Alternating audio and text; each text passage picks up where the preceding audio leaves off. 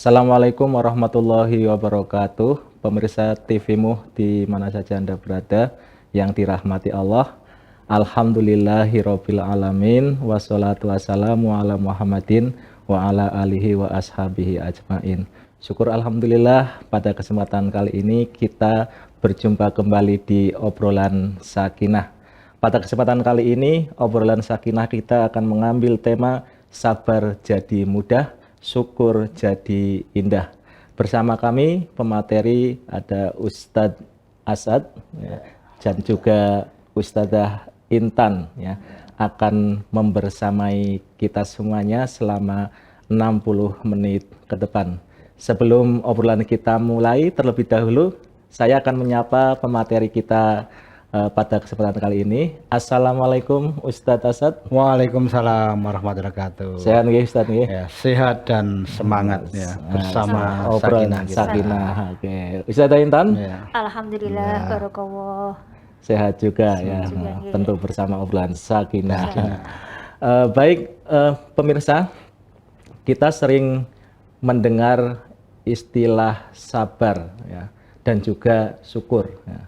Tentu istilah sabar kalau kita dengarkan dan kita ucapkan mungkin sangat mudah sekali. Ada orang yang mengatakan bila dilakukan atau diamalkan akan sangat berat. Sehingga ada orang yang berkata bahwa sabar itu ya latihannya setiap hari, kadang ujiannya itu secara tiba-tiba. Ada yang berkata seperti itu. Nah, oleh karena itu mungkin untuk agar kita senantiasa bisa bersabar, maka harus dilatih terus ya, karena sabar tentu latihannya sendiri. Sekarang saya akan ke Ustadzah Intan terlebih dahulu ya. Kita sering mendengar di pengajian-pengajian mungkin, atau mungkin bahkan di luar pengajian ya. Tadi sudah saya sebutkan istilah sabar dan juga syukur ya Ustadzah. Nah, sebenarnya apa sih definisi sabar, atau apakah sabar itu dan syukur ya menurut ajaran Islam itu yang sebenarnya Ustazah? Oh iya. Jadi memang sepengalaman saya ikut pengajian ibu-ibu ya terutama, tetapi juga terkadang dengan bapak-bapak juga. Itu tema yang paling menarik dan selalu diingatkan oleh para jamaah kepada para jamaah itu adalah dua kata ajaib, yaitu sabar dan syukur. Menurut saya ini bekal yang sangat penting bagi seorang mukmin dalam mengarungi kehidupan ini. Karena dengan sabar, sebagaimana tema kita hari ini ya, hidup menjadi lebih mudah, dan dengan syukur hidup menjadi lebih indah. Jadi dengan pasangan sabar dan syukur ini insya Allah membuat hidup kita itu lebih bermakna dan lebih membahagiakan.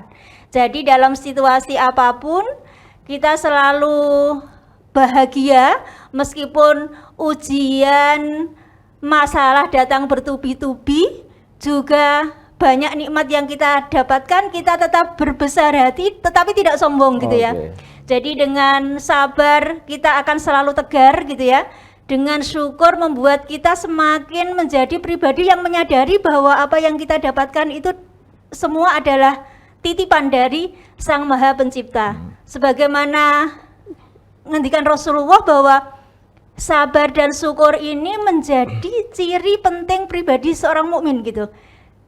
Satu hadis Rasulullah mengatakan ajaba li amril mukmin gitu ya. Sungguh sangat menakjubkan semua persoalan bagi seorang mukmin gitu. Wa inna kullahu amrohu khairun gitu ya. Jadi semua persoalan itu bagi seorang mukmin itu selalu baik gitu ya. Walaisa dzalika, dan tidak ada li ahadin, dan tidak ada seorang pun merasakan bisa melakukan seperti itu illa lil mukmin, kecuali bagi seorang mukmin. Seorang mukmin yang bagaimana gitu ya? In asobatsu syarra'u syakaro. Jika dia mendapatkan kebahagiaan, mendapatkan kenikmatan gitu ya, syakaro, maka dia bersyukur. Fakana khairullah, maka itu baik baginya gitu. wa in asobathu dzarra'u sabara. Dan ketika dia mendapatkan kesempitan, mendapatkan persoalan, sabara, maka dia bersabar. Fakana khairullah, dan itu baik baginya. Jadi ketika kita menjadi seorang mukmin, maka kita harus bisa bersabar ketika mendapat masalah dan bersyukur ketika mendapat kenikmatan, mendapat kesenangan gitu ya. Ustazah, itu ada yang bilang begini Ustazah ya. Ketika ada orang misalkan, ini biasanya terjadi, orang misalkan terkena atau dipukul misalkan ya, terus atau dihina orang, kemudian sabar, artinya diam saja ya. Itu janjiannya sabar sih sebenarnya itu seperti apa sih ya? Kan bilangnya sabar apa berarti sabar itu tidak tidak aktif gitu ya. Gitu ya. Karena ada yang saya pernah dengar bahwa sabar itu dinamis atau aktif ya. Ini sebenarnya sabarnya seperti apa ya? Iya, sepakat sekali. Jadi sabar itu tidak hanya kemampuan kita secara defensif gitu ya. Sabar tidak hanya diartikan kita mampu bertahan gitu ya. Tetapi juga sabar, kalau menurut salah seorang ulama mengatakan ada 3 macam kesabaran itu ya. Jadi sabar tidak tergoda melakukan kemaksiatan, kemadharatan gitu ya. Itu yang pertama. Kemudian sabar dalam melakukan kebaikan. Dan yang ketiga sabar apalagi Pak Asad ya? Sabar untuk istiqomah. Oh, sabar untuk istiqomah ya. Jadi yang namanya menjauhi kemungkaran, kemudian tetap bertahan dalam kebaikan dan mengupayakan keduanya untuk tetap istiqomah, ini bukan sesuatu yang itu sifatnya hanya bertahan gitu ya, tetapi dia juga sifatnya aktif, dinamis, selalu bergerak, karena hidup itu adalah ujian dan selalu mengalami perubahan dan tidak statis. Maka kita sebagai seorang muslim yang penuh dengan kesabaran juga harus bisa menyesuaikan dinamika yang ada di sekitar kita gitu ya. Jadi sifatnya tidak hanya defensif, tetapi sabar itu selalu ofensif. Justru kita juga tertuntut sebagai seorang mukmin untuk menyebarkannya gitu ya. Menyebarkannya menunjukkan bahwa kesabaran itu adalah sesuatu yang perlu kita lakukan agar kita menjadi pribadi yang tangguh gitu ya. Tahan uji terhadap ujian yang bentuknya beragam, berbagai macam apapun gitu ya, agar kita menjadi pribadi yang tadi lolos ujian, menjadi manusia-manusia yang tangguh, manusia-manusia yang sebaik-baiknya gitu. Kalau terkait dengan syukur, apa ini ada hubungannya antara sabar dan syukur? Apakah ini saling terkait juga? Apakah ketika orang itu mampu bersabar, kemudian bisa dikatakan dia akan mampu otomatis bersyukur gitu ya? Gitu.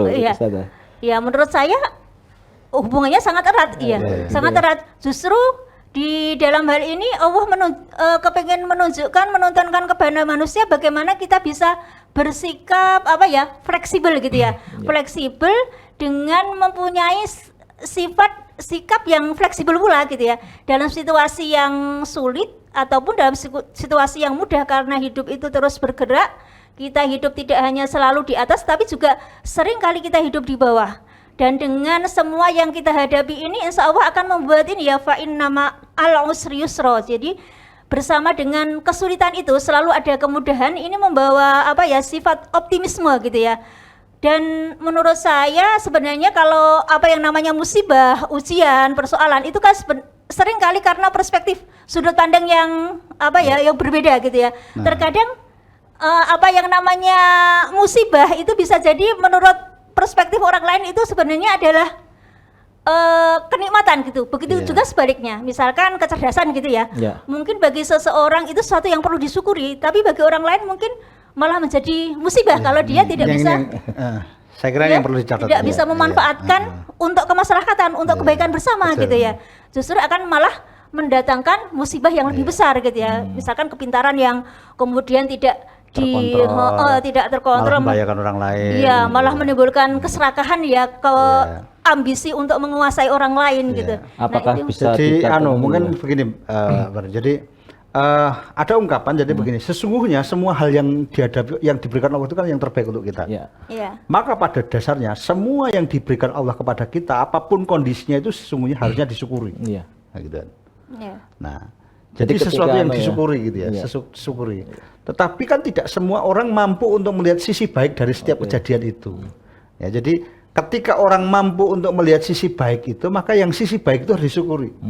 Tapi tidak semua orang mampu untuk melihat sisi baik itu. Nah, untuk ketika kita tidak mampu untuk memahami sisi baik itu, belum mampu untuk melihat sisi baik itu, maka yang muncul adalah kesabaran, karena pasti nanti Allah akan menyampaikan kepada kita sisi baiknya itu, menunjukkan sisi baiknya itu. Jadi gitu. Jadi pada prinsipnya semua kejadian itu harus disyukuri pada prinsipnya.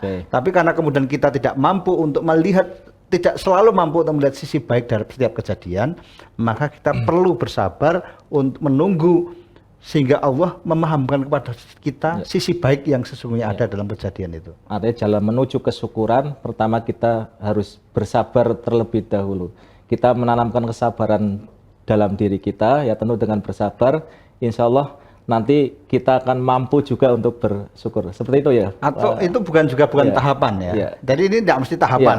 Atau untuk bisa sabar nggak mesti harus untuk bisa bersyukur nggak mesti harus sabar dulu gitu.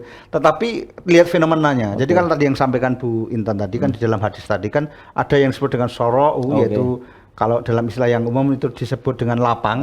Ada kondisi lapang yang harus disyukuri, ada kondisi doro'u, kondisi yang sempit, yang itu harus sabar. Gitu. Menarik sekali ini Ustaz ya. Kalau itu dilakukan atas dasar apa? Gitu. Menarik sekali ini kalau kita teruskan. Namun kita akan lanjutkan obrolan kita setelah yang lewat berikut ini.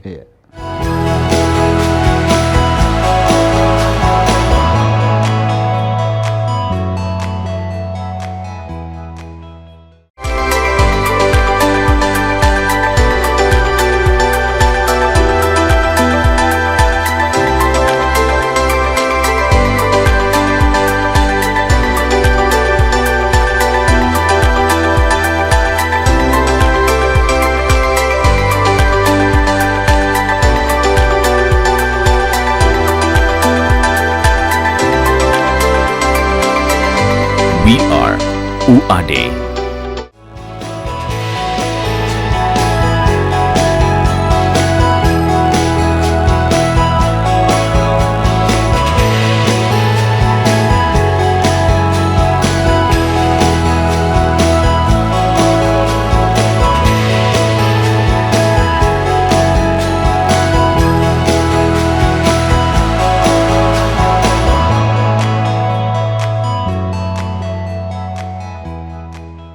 Pemirsa TVMU kembali bersama kami di obrolan Sakinah. Baik, kita tadi sudah berbicara tentang sabar, ya bagaimana kita bersabar dan bagaimana tentu kita harus bersyukur. Ketika kita mampu untuk bersabar, insya Allah kita juga akan bisa bersyukur. Karena kita agar bisa bersyukur tentu kita harus mengetahui, dan tentu untuk mengetahui itu pun kita memerlukan kesabaran. Nah, perlu kita ketahui juga bahwa dalam kehidupan kita ini ya juga banyak masalah-masalah yang kita hadapi. Dan tentu masalah-masalah itu harus ada yang harus kita sabari dan juga harus kita syukuri. Nah, sekarang saya akan ke Ustadz Asad ya. Nah, pertanyaan saya begini Ustadz. Ya, karena tadi masalah-masalah itu kan harus ada yang disabari tentunya ya, kemudian harus ada yang disyukuri. Lalu bagaimana implementasi sabar dan syukur ya ini dalam kehidupan sehari sebenarnya seperti apa ini Ustaz? Iya. Saya yang tanya. Iya. Tadi boleh Ustaz. Ya, jadi begini.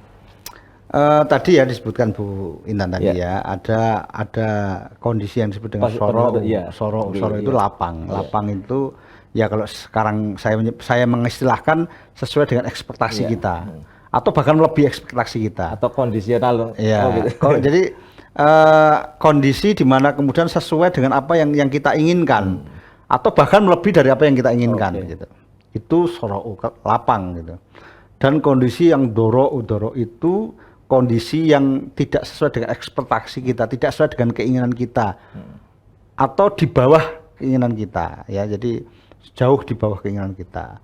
Nah, dalam kondisi yang lapang itu maka kita bersyukur. Dalam kondisi yang sempit kita bersabar. Ini kan rumusnya ini dulu. Jadi sabar dan syukur itu diletakkan pada tempatnya gitu. Jadi meskipun kemudian orang yang tidak punya ekspektasi, ya pokoknya manut Gusti Allah, saya itu apapun yang diberikan Allah itu adalah yang terbaik, maka dia akan selalu bisa bersyukur terhadap hal-hal yang itu gitu. Nah, sehingga kemudian ada orang-orang yang apapun yang diberikan Allah itu ya bersyukur, kayak sidik ya alhamdulillah, kayak oke ya alhamdulillah gitu kan. Jadi nek dikai sidik ora sedih banget, ora sedih, nek dikai akeh ora yuk kemudian wah bahagianya sampai seperti anu, tapi dia tetap bersyukur dia gitu. Nah, jadi ini dulu bahwa syukur dan sabar dan syukur itu ada ukurannya, dia adalah respon terhadap kondisi gitu. Nah harapannya memang semua hal itu kita syukuri karena setiap pemberian Allah itu adalah yang terbaik. Tetapi kadangkala kita tidak mampu untuk melihat sisi-sisi baik yang kita syukuri, maka kita perlu bersabar terhadap hal itu gitu. Nah, jadi ini gitu. Nah, para pemirsa yang budiman, jadi memang kita perlu untuk memahamkan dulu kepada kita semua, sesungguhnya kalau bisa memang ya semua harus kita syukuri gitu, karena memang semua yang diberikan Allah itu yang terbaik.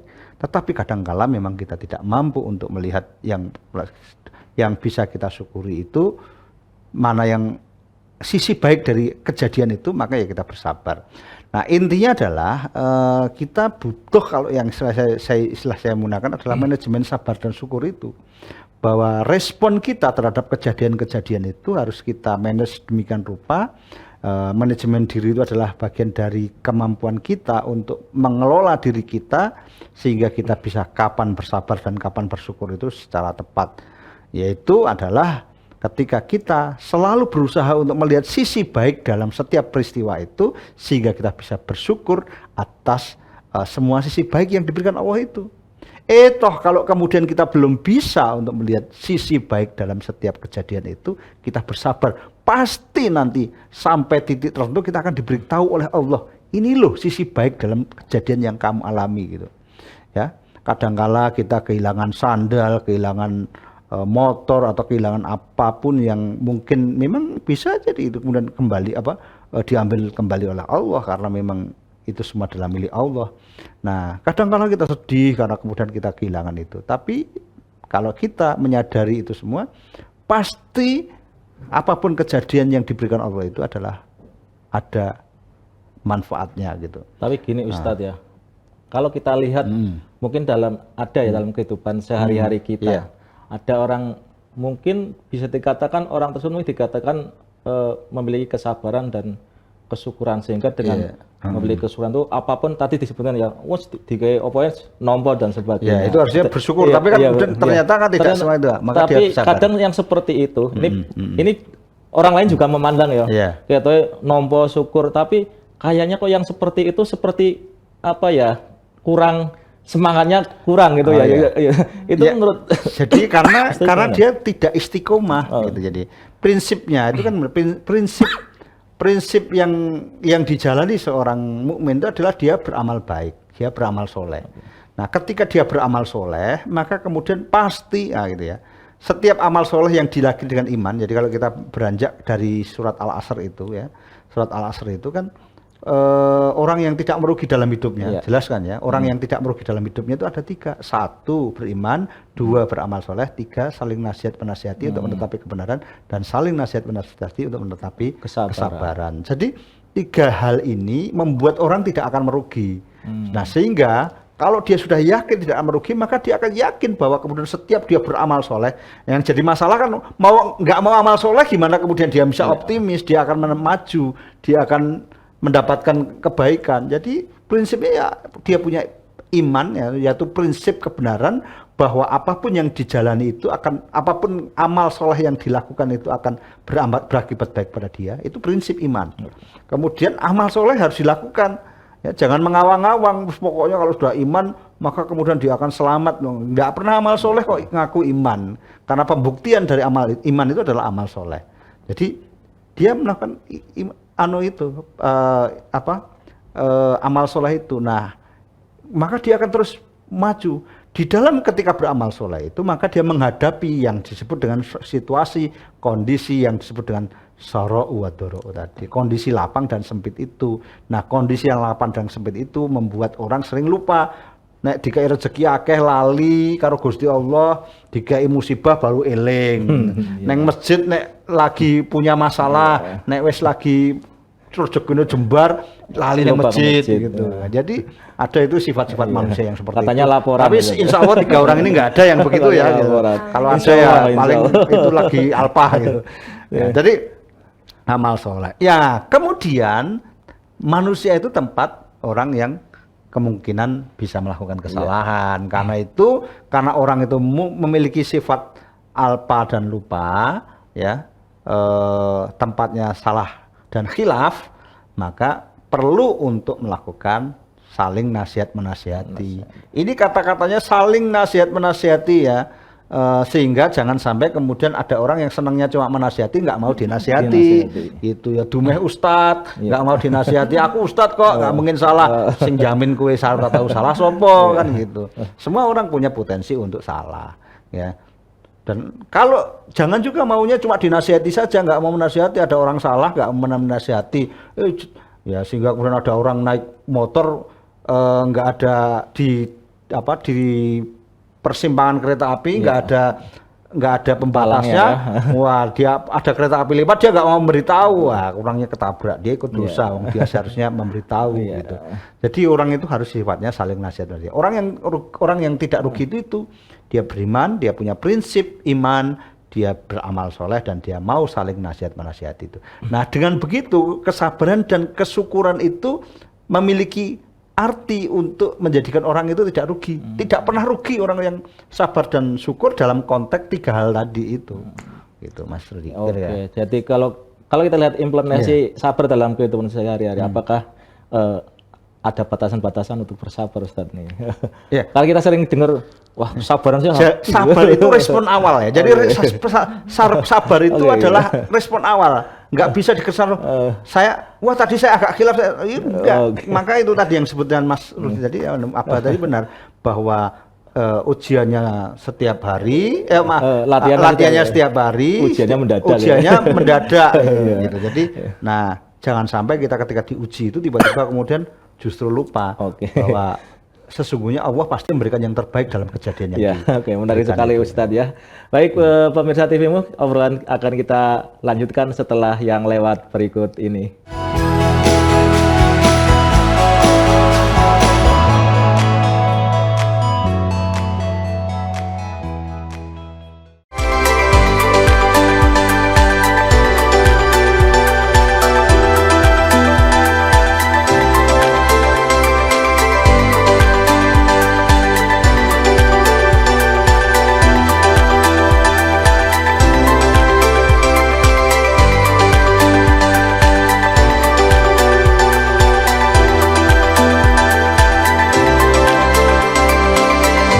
We are UAD.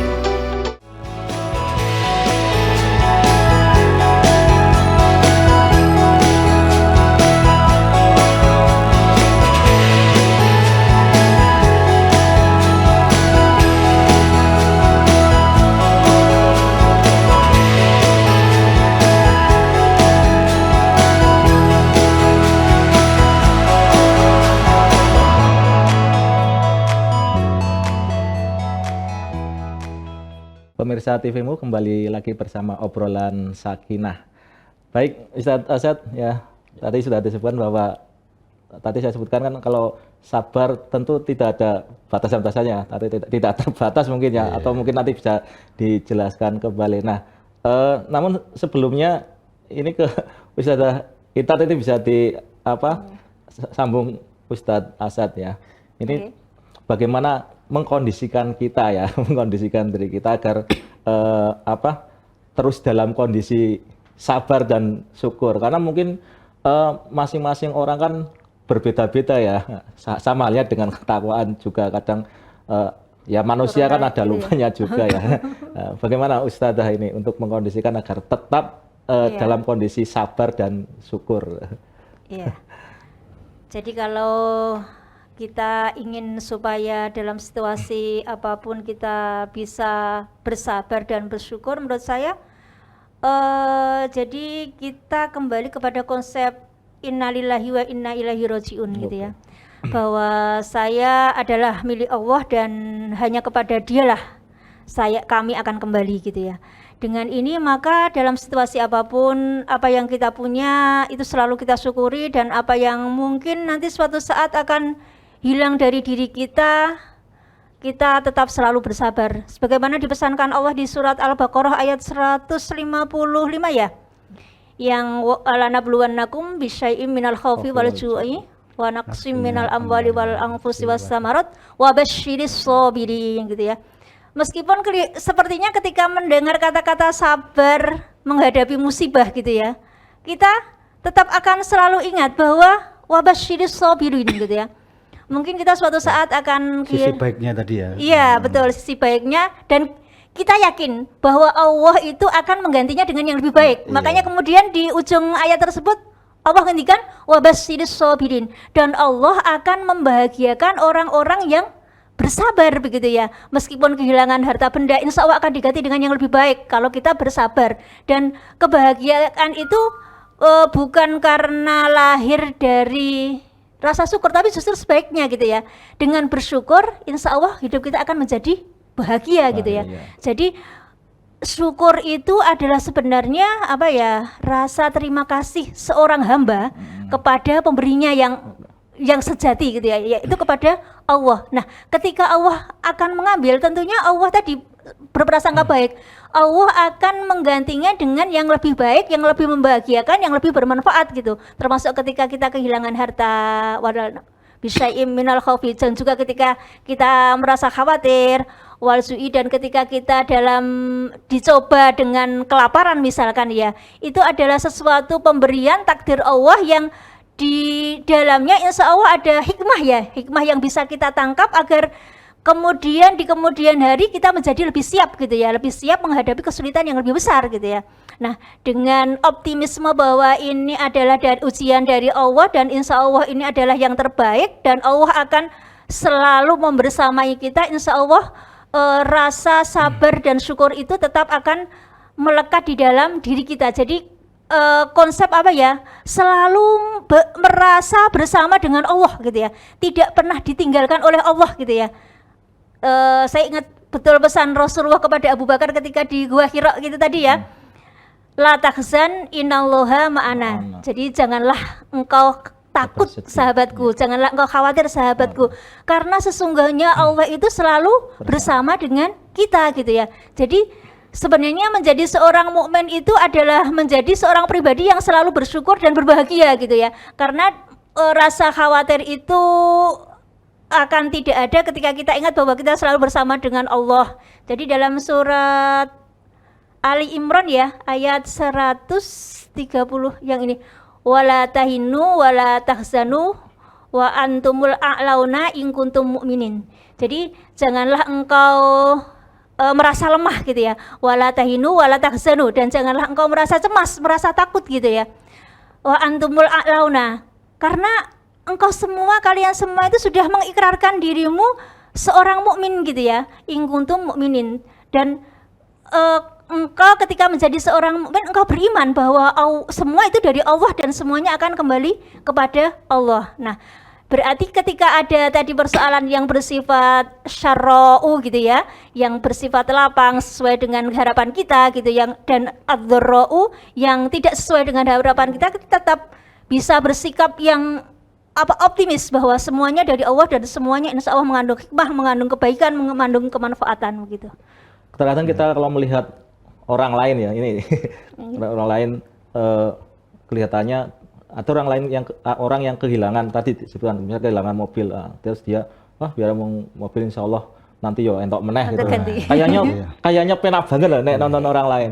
Tetapi sesungguhnya ketika ngerasa gitu ya, kayaknya kok sulit sekali. Ya berarti belum sampai lah. Belum sampai makamnya begitu. Harus banyak berlatih. Agar tadi kan juga terkait dengan bagaimana batasan-batasan sabar tadi, apakah sabar itu mungkin ada batasannya, karena ada orang yang mungkin ya ketoknya ya ini kelihatannya sabar banget, ini suatu ketika ternyata dia justru melakukan hal yang justru menjadikan dia itu tidak sabar gitu ya. Ini gimana ini Ustazah? Ya, jadi yang namanya hidup itu kita kan bermasyarakat berjamaah gitu ya. Yang pertama kita selalu menjalin hubungan yang penuh dengan persaudaraan gitu, penuh kepedulian. Jadi saling menguatkan. Jika kita mendapat kenikmatan, maka kita harus rasa kebersyukuran itu ditunjukkan dengan mau berbagi dengan yang lain. Tidak hanya cerita gitu ya. Aku sudah lulus S3, misalkan dapat gelar doktor gitu ya. Tunjukkan bahwa dengan status kepintaran yang lebih tinggi, lebih bermanfaat, tidak justru menimbulkan kecemburuan sosial gitu ya, atau mungkin dapat mobil gitu ya, tidak cukup diceritakan, tapi tunjukkan bahwa dengan mobil yang bertambah, mobil yang baru ini membuat tetangga kita lebih bahagia gitu lah. Minimal kalau mau piknik itu tidak usah memikirkan biaya transport misalkan begitu ya. Dan yang kedua, agar kita tetap menjadi pribadi yang sabar dan syukur di tengah perubahan yang begitu cepat gitu ya. Terkadang sering ujian itu tidak bisa kita prediksi, adalah ya kita kembalikan kepada Allah. Jadi banyak berdoa kepada Allah, memohon kepada Allah, karena hati manusia kan sering berbolak-balik ya. Mungkin dalam kondisi mood kita diuji bisa punya kesabaran yang kuat, tetapi ketika iman kita baru turun gitu ya, kita yakinkan diri kita gitu ya, bahwa Allah bersama kita, dan kita mohon kepada Allah supaya selalu kita diistiqomahkan di jalannya gitu ya. Ya muqallibal qulub sabit qalbi ala dinik. Jadi Rasulullah mengajarkan kepada kita bahwa hati kita mungkin sering berbolak-balik gitu ya. Makanya kita tadi diajak untuk selalu memperbanyak doa gitu ya. Muqallibal qulub sabit qalbi ala dinik. Ada doa lain yang disebutkan di dalam surat surat Al-Baqarah ya. Robbana wasabit aqdamina wansurna al-qaumil kafirin ya. Pokoknya banyak sekali doa di dalam Al-Quran itu yang mengajak manusia untuk bisa beristiqomah, untuk bisa teguh pendirian di tengah perubahan yang begitu dahsyat gitu ya, agar kita selalu dapat move on dalam situasi apapun begitu. Jadi sabar itu mungkin ilmu juga mengkondisikan itu mungkin dengan bahasa lain ya Bu Intan ya. Yang dari beberapa yang tadi disampaikan Bu Intan, kira-kira itu kan melahirkan pribadi yang cara hidup yang positif. Cara hidup yang positif itu kalau dengan bahasa lain yang sampaikan Bu Intan itu, kalau saya melihat ada 3. Ya, satu, selalu berbuat baik ya, kalau dalam bahasa lain namanya amal soleh, selalu berbuat baik ya. Kemudian yang kedua, berprasangka baik. Jadi itu tadi apapun kejadian yang bisa membolak-balikkan itu tetap dia harus selalu berprasangka baik. Kemudian yang ketiga, selalu berusaha untuk menjadi lebih baik lagi. Hidup yang positif, hidup yang selalu berbuat baik, hidup yang selalu berprasangka baik, hidup yang selalu berusaha menjadi lebih baik, insya Allah akan tetap dalam koridor sabar dan syukur. Menarik sekali Ustadz ya. Jadi prinsipnya selalu berbuat baik ya, berprasangka baik. Insya Allah kondisi sabar dan syukur akan tetap ada pada diri kita. Baik pemirsa, obrolan kita akan kita teruskan setelah yang lewat berikut ini.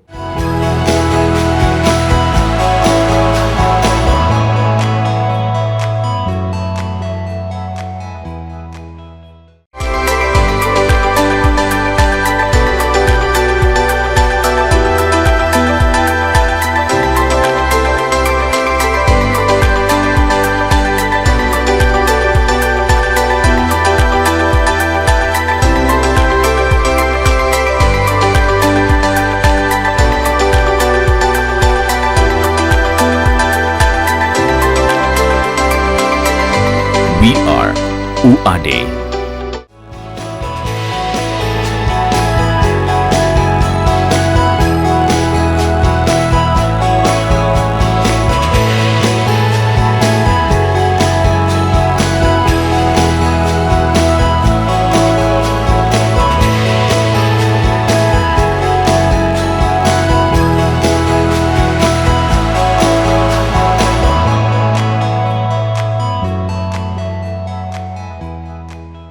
Pemirsa TV-mu yang dirahmati Allah, kembali lagi bersama kami di obrolan Sakinah. Alhamdulillah tadi sudah kita obrolkan ya terkait dengan bagaimana kita mengkondisikan sabar dan syukur ya di dalam diri kita agar tetap menjadikan diri ini menjadi sabar dan juga syukur. Artinya ada sesuatu yang harus dikondisikan ya dalam hal ini istilahnya adalah manajemen sabar ya. Tadi dikatakan manajemen sabar dan syukur. Oke, manajemen sabar dan syukur ya. Sekarang saya ke Ustadz Asad ya. Dan tentunya ya Ustadz ya, kita kan dan keluarga kita juga ya, ini berharap terus bisa menjalani kesabaran dan kesyukuran ya, kan seperti itu ya. Tadi sudah disebutkan sehingga kita perlu menjalankan yang disebut sebagai manajemen sabar dan syukur ya. Ini pertanyaan saya ini, lalu apa yang harus dilakukan ya, harus dilakukan atau diajarkan ya kepada keluarga kita agar yang namanya sabar dan syukur itu bisa ada dalam diri keluarga kita. Ya. Silakan Ustadz. Ya, ya tadi yang pertama kan membiasakan atau mengkondisikan rumah kita itu dalam kehidupan yang positif tadi ya. Jadi bagaimana rumah kita atau lingkungan sekitar kita itu menjadi lingkungan yang positif, yang selalu membuat orang itu berusaha berbuat baik, berpikir baik, dan kemudian dia selalu berusaha untuk menjadi lebih baik. Itu kehidupan positif itulah kemudian yang harus kita kondisikan gitu di rumah kita, di dalam lingkungan sekitar kita.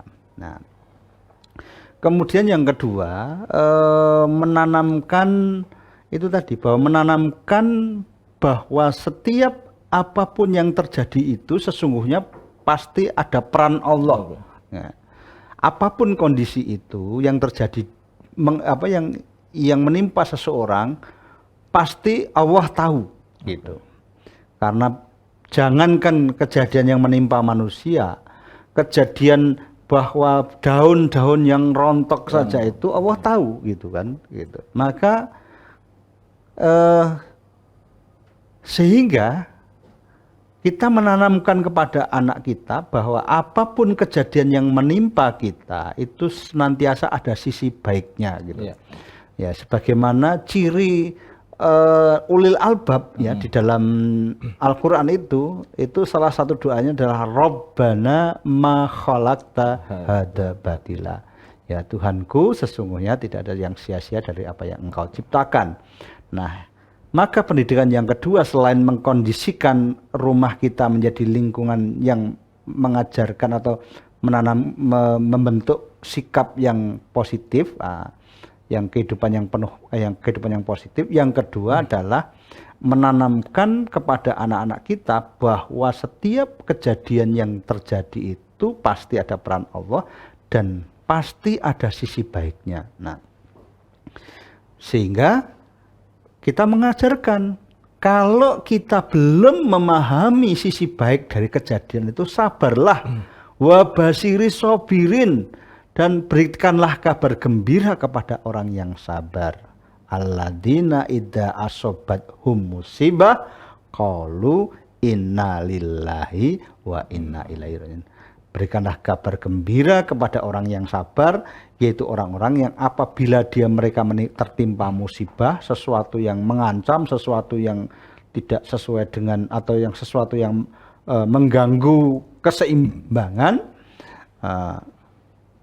qalu, mereka berkata, sesungguhnya semua datang dari Allah dan akan kembali kepada Allah. Seperti yang disampaikan Bu Intan tadi kan gitu. Jadi mengajarkan kepada anak kita bahwa semua kejadian itu pasti ada sisi baiknya. Kalau belum mampu memahami sisi baiknya, bersabarlah gitu. Kalau sudah mampu untuk melihat sisi baiknya, bersyukurlah gitu. Nah, itu kita ajarkan kepada anak kita. Jadi sejak kecil kita tanamkan apapun yang terjadi itu pasti ada peran Allah. Dan kalau sudah ada peran Allah itu pasti yang terbaik untuk kita. Nah, pasti ada sisi baik yang ada dalam peristiwa itu. Nah, kalau kita belum tahu sisi baik itu, ya berarti kita perlu bersabar untuk menunggu, untuk mengetahui sisi baiknya itu. Tapi kalau kita sudah tahu sisi baiknya, kita syukuri, alhamdulillah Allah memberikan yang seperti ini. Saya pernah mendengar mungkin di dalam Al-Qur'an ini ada kalimat kata isbiru fasobiru ya gitu ya. Artinya disuruh bersabar, kemudian kuatkanlah kesabarannya. Nah ini maksudnya gimana? Sudah bersabar, kemudian masih disuruh menguatkan kesabarannya ini, Ustaz ya. Karena itu kejadian yang menimpa kesabaran itu kan sering masih tergoda sampai maka sering kan Mas Abah Rudi pernah mendengar atau sering mendengar kata-kata ini sabar itu ada batasnya gitu. Nah itu kan ya berarti ya belum sabar gitu. Sabar kalau batasnya. Kalau dia itu menganggap sabar itu ada batasnya, maka pada batas itu maka dia jadi tidak sabar, kehilangan kesabaran gitu. Maka ya sabar dan perkuatlah kesabaran itu sehingga kemudian batasnya itu semakin nggak akan terlampaui. Karena apa? Karena kita terus menjaga kesabaran itu. Nah, hal itu karena memang banyak kejadian-kejadian yang kita tidak tahu, tidak kita ketahui hikmahnya, kemudian kita tidak sabar, menganggap bahwa itu adalah sesuatu yang akan buruk untuk kehidupan kita, gitu. Padahal kan yang kita sangka seperti yang katakan Bu Intan tadi, yang kita sangka buruk itu ternyata kedepannya bagus gitu ya. Kita belum tahu ya. Belum tahu gitu ya. Ada menantu yang kita benci gitu ya. Ternyata dia nanti yang paling orang Jawa ini paling gemati, paling setia, paling berbakti kepada orang tua itu kan mungkin. Nah makanya ya itu kadang-kadang sabar wong sing dianggap orang ditoto, tidak tahu tata krama. Ternyata dia yang nanti ketika dalam kondisi itu dia yang paling berbakti kepada kita misalnya gitu. Kan dalam sebuah keluarga Ustadz ya ini kan tidak semuanya dalam satu keluarga misalkan orang tua dan anak ya ini untuk mampu bisa bersabar lah. Agar dalam satu keluarga ini bisa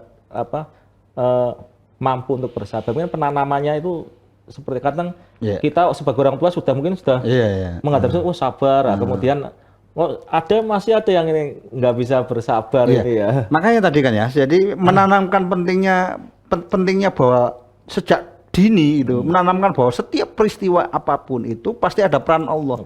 Sehingga dia ketika menghadapi itu sudah selalu ingat bahwa mesti ono sing mesti ono sing ada sisi baiknya gitu ya. Nah orang buat dia diweden-wedeni sama orang, ditakut-takuti, wah kamu itu nanti akan celaka. Alah keguyon ini guyon ini. Mesti ada yang baik ini, mesti sisi baik Gusti Allah sangat baik kepada kita kok memberikan ujian yang akan menyiksa kita. Ini ujian mesti nanti sisi akhirnya baik kok gitu. Nah, dalam kondisi itu maka dia iya ya. Setiap kejadian mengalami itu dia akan ingat pasti nanti ada yang baik ya. Wah, nanti kamu akan celaka, guyon itu maksudnya nanti ada yang baik. Wah, kamu nanti akan meninggal insya Allah nanti masuk surga. Nggak ada yang jelek kok.